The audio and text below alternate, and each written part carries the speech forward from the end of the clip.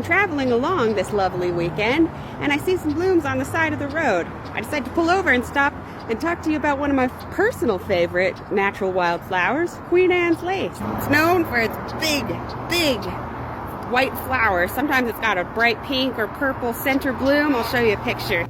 Isn't she lovely? It's also known as wild carrot, and yes, you can yank it up and eat the roots like a carrot. I wouldn't recommend it for two very important reasons. The less important reason is if you don't get it right in springtime, it tastes terrible. The second and far more important reason that I would not recommend eating Queen Anne's lace or wild carrot, it's one of the few plants that has a super, super deadly look-alike. That big stand of flowers that I was standing in front of wasn't Queen Anne's lace.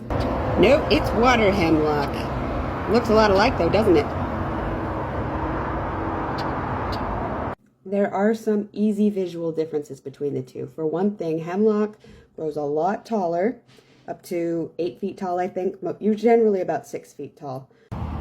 But the dead giveaway is these purple splotches on the stem, as well as the kind of more separated nature of the flowers. I don't know if you can see. Look at those splotchy purple stems.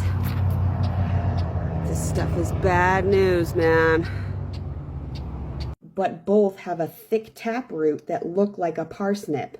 But as you've probably guessed from the name, water hemlock is super, super deadly. One mouthful of that taproot is enough to kill a grown man. Very slowly, in the most horrible way imaginable. It's bad stuff. I won't go into the details because it's pretty horrifying.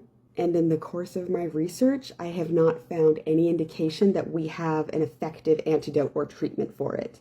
Medical TikTok, if I'm wrong about that, please tell me. I would love to be wrong about that. One of my friends in the local gardening group I'm part of had some on her property, and she just pulled it with her bare hands, not realizing what it was. And yeah, she had painful abdominal spasms for the next 8 hours, just from the sap getting on her hands. Like, I cannot stress enough how deadly every single part of this plant is. Part of the reason I bring this up is because when I was a kid, hemlock was not super common where I lived. But now, thanks to climate change and the unusually long and wet spring that we've had here, it is everywhere. I saw it all over the place on the road. I have seriously seen it all along the highway, and I've been driving for 2 hours.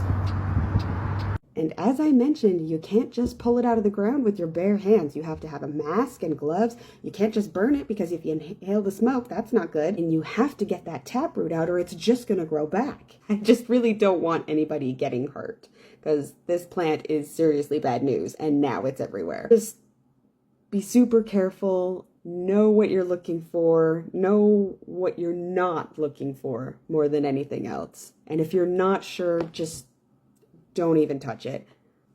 Be safe out there. Hey, buddy.